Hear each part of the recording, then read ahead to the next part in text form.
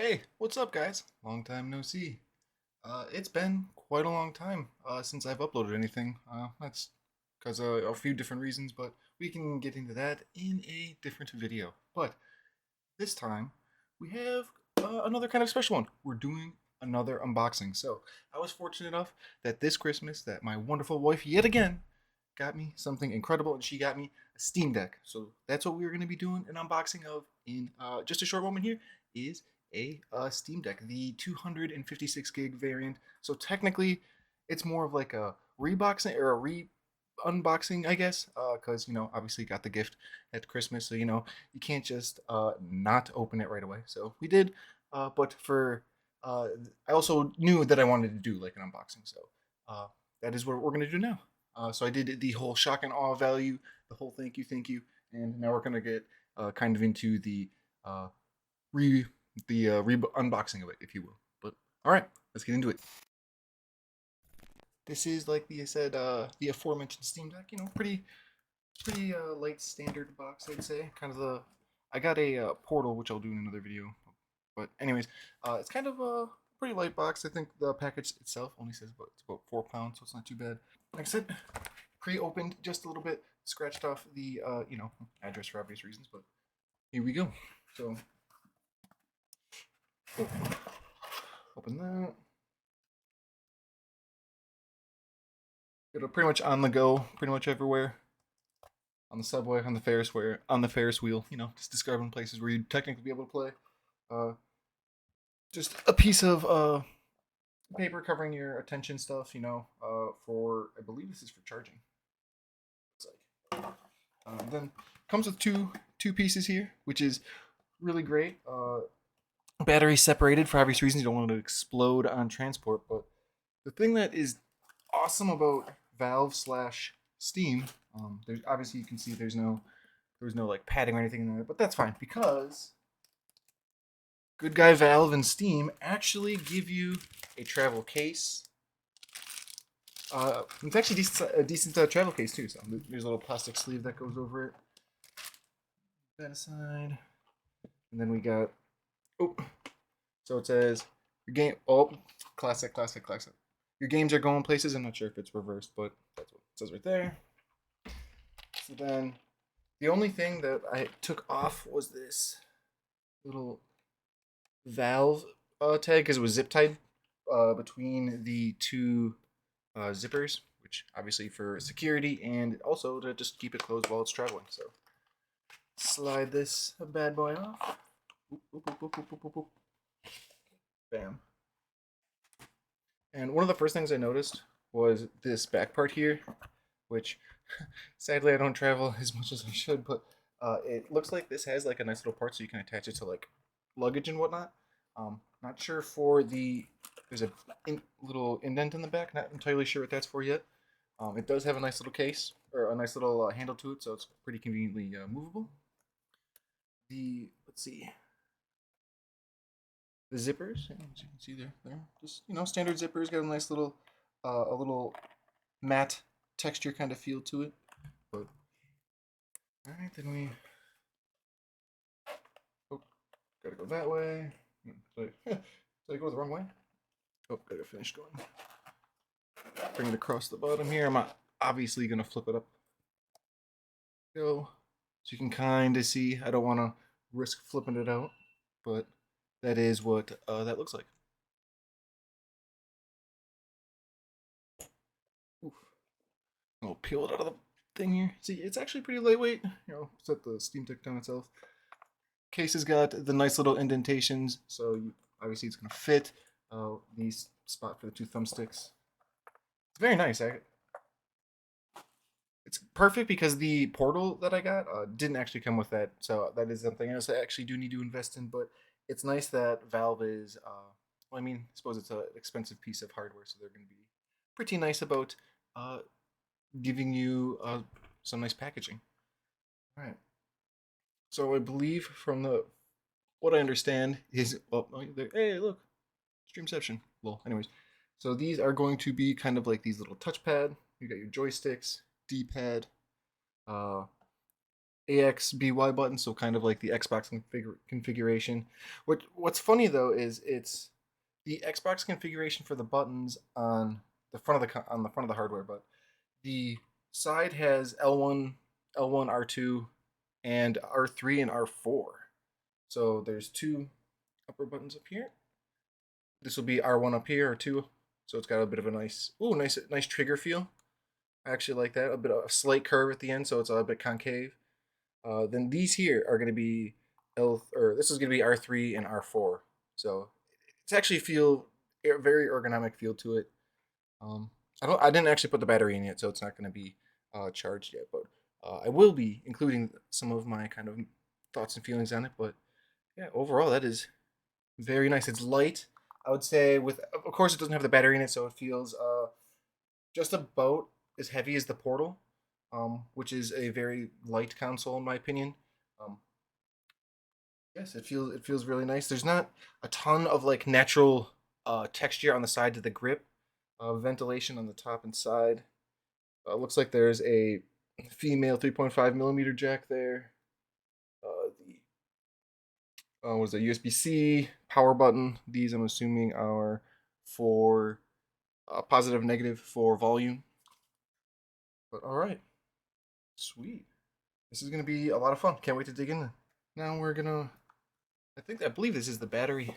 So we're gonna get a little nifty knife. Be safe when you're opening it. There we go. Slice that bad guy open. Go. All right, what are we working with here? Yep. So we got the plug-in cable. So this will just be your standard male plug-in to the wall with the USB-C output. What else we got in here? I think this is just the health and safety regulations are in the thinnest booklet I think I've seen. But all right, and that is all that is in there. Okay. So we'll put that over there. Grab the Steam Deck. So let's see. Take this out. So the battery must be already be in it. Does it already power on? Power is up here. Let's see. Probably not. Okay, good. Just making sure. Okay. Let's see. There's a bit of a matted feel on a matte kind of texture on both the power adapter part and the cable itself, which feels pretty nice. I'm not sure how long it's going to take to charge, but we're going to put it on the charger shortly and we will fire it up when it's good to go. Several days later. Okay, so it's been a few days, and I've had a little bit more time to get acquainted with the Steam Deck, play with it a little bit more, dig into some of the features, play some games, and just kind of get a real general feeling for it. So here are some of my first initial kind of knee-jerk reactions to it.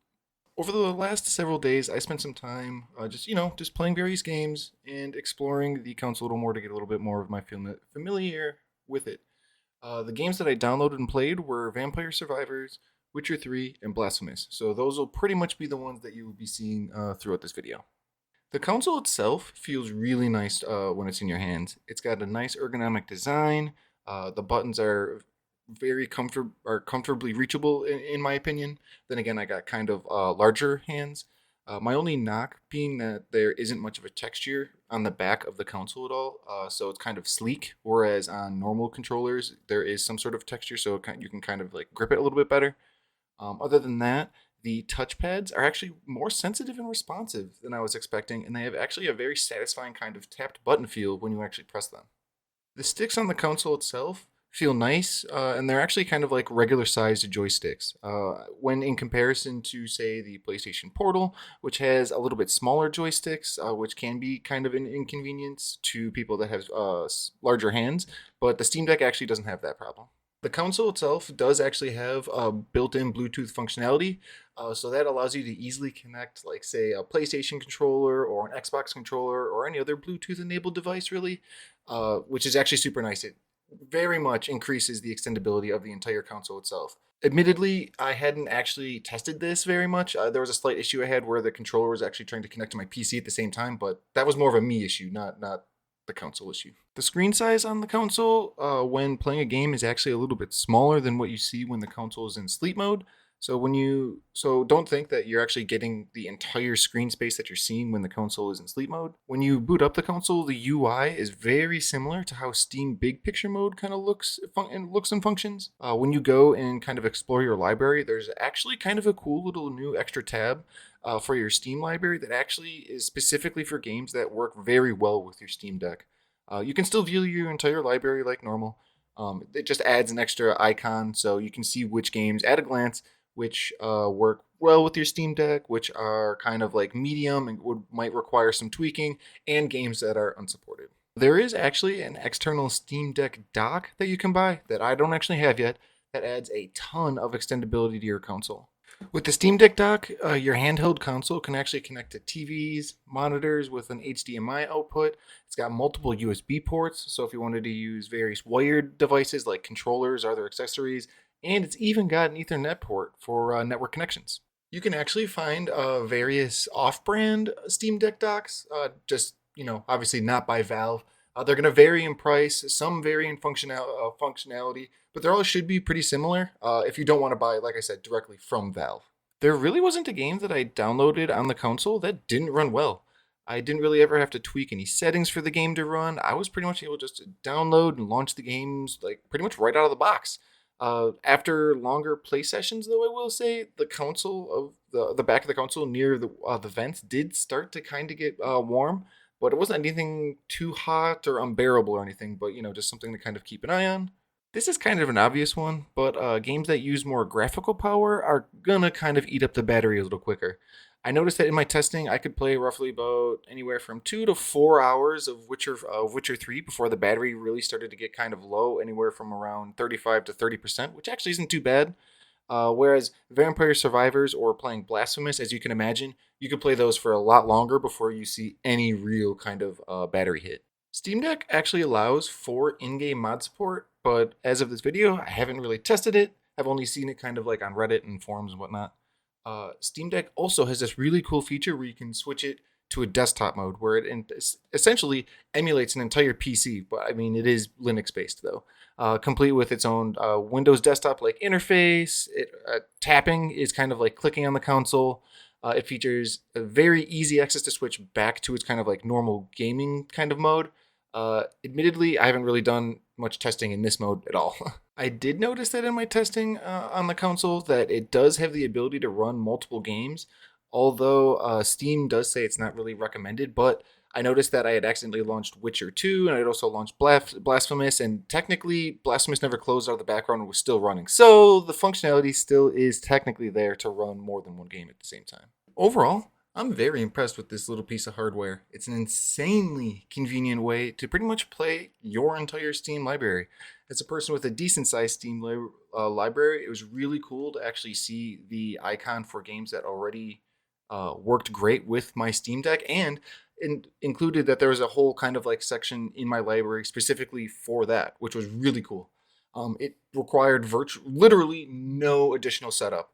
Just log in, and boom, I was essentially connected and ready to go. Every game that I played and downloaded ran flawlessly. The battery life, expectedly, of course, was going to vary kind of based on that game. I gotta say, the Steam Deck has really become one of my favorite devices that I've gotten. To use it both in my own home when I'm just not here in the office, or just chilling out there in the living room, or if I'm on the train to work. It's fucking incredible. I also got to say that, this is also not to mention that if you pair it with the Steam Deck dock, which I haven't gotten yet, it adds so much to the extensibility of the console. Like, it's insane. So you could actually connect it to, like, portable monitors and other devices. So it just makes it quite the insane little device we got here. But I'm very excited to keep using this and see where the gaming adventures go from here.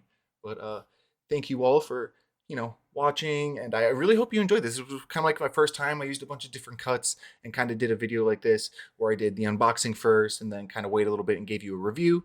If you guys enjoyed the content, please, hit that subscribe button, as we are gonna try and make a nice little triumphant return here in 2025. Thank you guys again, and I will see you guys in the next video. Peace out, stay safe, much love, and I will see you in the next one. Bye!